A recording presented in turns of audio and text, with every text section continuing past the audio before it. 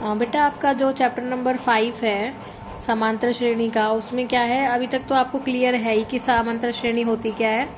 एक ऐसी श्रेणी जिसके सभी जो पद हैं उनका सार्वांतर यानी कि डी का मतलब सेम हो जिसमें, तो वो वाला पद कौन सा होगा, वो सब जो श्रेणी बनेगी वो कैसी होगी, हमारी समांतर श्रेणी होगी। अब आपकी समांतर श्रेणी पर आपको क्लियर होनी चाहिए कुछ टर्म, जैसे कि सबसे पहले जो ए होता है वो होती है हमारा प्रथम पद, जिसको हम A1 से भी लिख लेते हैं। A2 होता है हमारा द्वितीय पद यानी दूसरा पद, ये होता है तीसरा पद। ऐसे ही हमारी श्रेणी लिखी जाती है और जो अंतिम पद होता है उसे हम लिखते हैं AN से।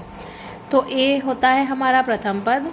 जब हम A के अंदर समान अंतर को जोड़ देते हैं D को, यानी कॉमन डिफरेंस को जोड़ देंगे तो वो बन जाएगा A2। ऐसे ही जब A के अंदर 2 बार D को जोड़ देंगे तो वो बन जाएगा तीसरा पद। तो इसी से हम फॉर्मूला बनाते हैं कि हमारा जो nवां पद होता है, कई बार हमसे क्वेश्चन में पूछा भी जाता है कि nवां पद ज्ञात करें।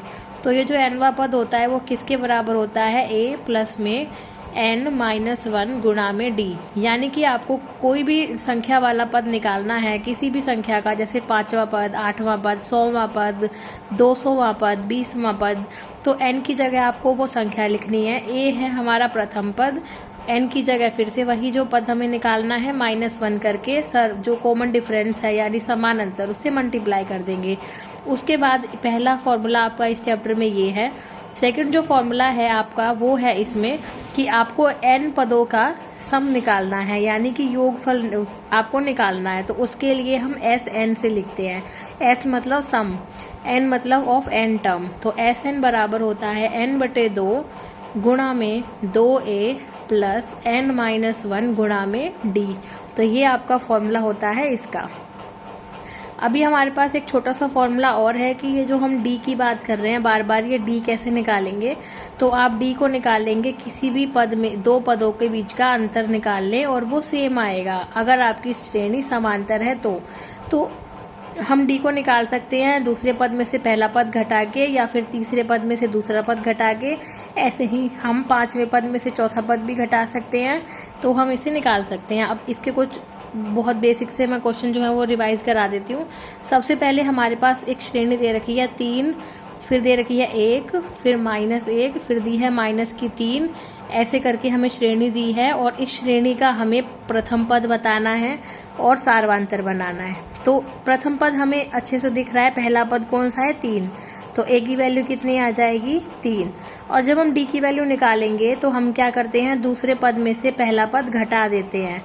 तो दूसरा पद है हमारा -1, फिर माइनस का साइन लगाएंगे फॉर्मूले के हिसाब से। और जो हमारा पहला पद है, दूसरा पद हमारा +1 था और जो पहला पद है वो है 3। तो जब हम 1 में से 3 को घटाएंगे तो हमारा आंसर आएगा -2। तो इस श्रेणी के लिए हमारा प्रथम पद होगा 3 और सार्वांतर क्या होगा, -2। ऐसे ही आपका एक और क्वेश्चन हम प्रैक्टिस कर लेते हैं। इसमें आपको दिया है कि किसी श्रेणी का पहला पद -2 है और उसका सार्वांतर 0 दे रखा है। तो आपको इस श्रेणी के पहले 4 पद निकालने हैं। पहले तो आपको देख के ही पता चल रहा है कि अगर श्रेणी -2 से शुरू हो रही है और उसके अंदर 0 0 जोड़ना है, तो इसका मतलब हमारी श्रेणी जो है वो ये बनेगी -2 -2 कहीं तक भी ले जाओ, क्योंकि इसके अंदर कुछ जुड़ ही नहीं रहा, ना कुछ घट रहा, तो श्रेणी जो है वो प्रथम पद ही चलता रहेगा। लेकिन फिर भी हम इसको फॉर्मूले से कर लेते हैं। हमारा पहला पद A जो है वो दे रखा है -2। जब हम A2 निकालते हैं तो हम करते हैं A प्लस D, यानी -2 के अंदर 0 जोड़ देंगे तब भी कितना आएगा, -2। ऐसे ही जब हम A3 निकालेंगे तो A प्लस 2D करना है, फिर से -2 प्लस में 0 -2 आएगा। तो इस तरीके से हमारी ये श्रेणी चलती रहेगी। उसके बाद आपके कुछ क्वेश्चंस ऐसे भी हैं, कुछ क्वेश्चंस आपके इस तरीके से दे रखे हैं कि समांतर श्रेणी का कौन सा पद 0 होगा। जैसे आपको श्रेणी दे रखी है 27, 24, 21। इसमें से आपको ये बताना है कि इस श्रेणी का कौन सा पद है जो 0 तक जाएगा, क्योंकि आपको देखने से पता चल रहा है कि ये जो श्रेणी है ये आगे जाके कम होती जा रही है, तो कहीं ना कहीं तो ये 0 बनेगी। तो हम क्या करेंगे, हमें ये बताना है कि n की वैल्यू कितनी होगी।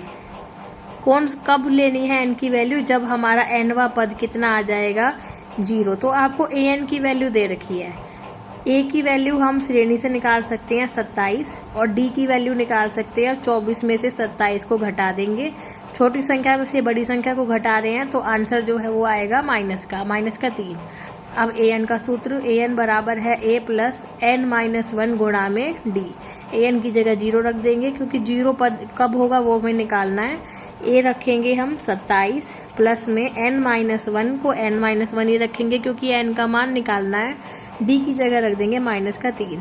सबसे पहले ये 27 को हम 0 वाली साइड ले आएंगे तो 0 में से 27 घटाने पर बराबर होगा n-1 गुणा में -3। 0 में से 27 घटाएंगे तो संख्या रेखा के हिसाब से हमारा आंसर आएगा -27 बराबर होगा n-1 गुणा में -3। ये जो -3 n-1 के साथ में गुणा में है, इसे दूसरी तरफ हम लाएंगे तो डिवाइड में हो जाएगा भाग में। -27 बटे -3 बराबर है n-1 के। माइनस से माइनस काट देंगे, 3 एकम 3 और 3 निम 27। तो हमारा ये पूरा डिवाइड हो गया। 9 बराबर है n-1 के।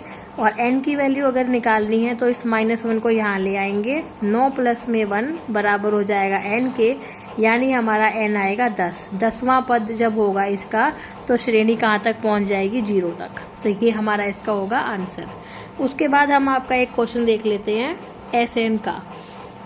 फॉर्मूला है, आपका क्वेश्चन इस तरीके से भी आ सकता है कि 16 के प्रथम 100 पदों का योग ज्ञात करें। तो 16 के प्रथम 9 पद का मतलब हम 16 का पहाड़ा लिख लेते हैं श्रेणी बनाने के लिए। 16 एकम 16, 16 दूनी 32, ऐसे करके ये श्रेणी चलती रहेगी। हमारे पास a आएगा 16 क्योंकि 16 से शुरू करेंगे। फिर हर बार इसमें 16 जुड़ता जाएगा तो d भी आ जाएगा 16। कितने पदों का योग ज्ञात करना है? 100 पदों का। तो n की वैल्यू कितनी आ जाएगी? 100। अब हम SN का फॉर्मूला लिखेंगे। SN बराबर है n/2 गुणा में 2a प्लस n-1 गुणा में d। S 100, n की जगह हम 100 रख देंगे, बराबर होगा 100/2 गुणा में 2 गुणा n की जगह पे हमने रख दिया 100, 2 गुणा में 100 -1 गुणा में d। d कितना है हमारा? 16। यहाँ 2 से 100 कट जाएगा 50 पे, 50 गुणा में 2 प्लस में 2 गुणा 16, 16 दूनी 32 प्लस में 100 में से 1 जाएगा 99, 99 गुणा में 16 बराबर होगा 50 गुणा में 32 प्लस में।